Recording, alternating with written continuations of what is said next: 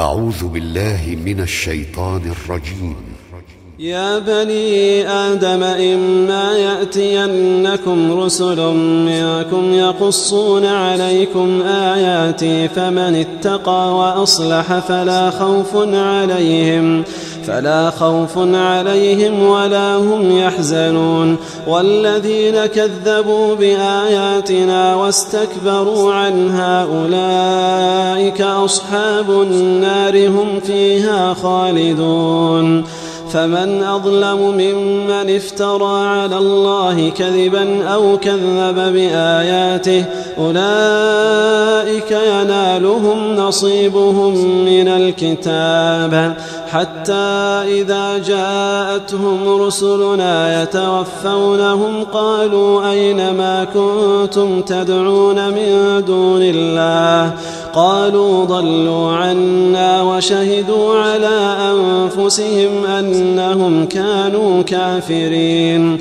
قال ادخلوا في قد خلت من قبلكم من الجن والإنس في النار كلما دخلت أمة لعنت أختها حتى إذا اداركوا فيها جميعا قالت أخراهم لأولاهم ربنا هؤلاء أضلونا فآتهم عذابا ضعفا من النار قال لكل ضعف ولكن لا تعلمون.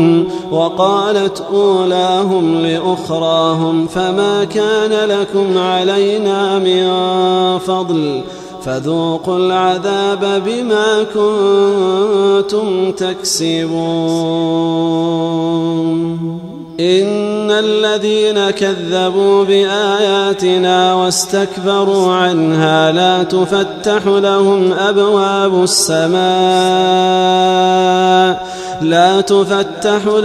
أبواب السماء ولا يدخلون الجنة حتى يلج الجمل في سم الخياط وكذلك نجزي المجرمين. لهم من جهنم مهاد ومن فوقهم غواش وكذلك نجزي الظالمين.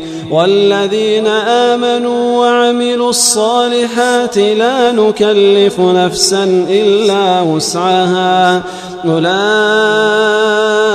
أصحاب الجنة هم فيها خالدون. ونزعنا ما في صدورهم من غل تجري من تحتهم الأنهار وقالوا الحمد لله الذي هدانا لهذا وما كنا لنهتدي لولا أن هدانا الله لقد جاءت رسل ربنا بالحق ونودوا أن تلكم الجنة أورثتموها بما كنتم تعملون.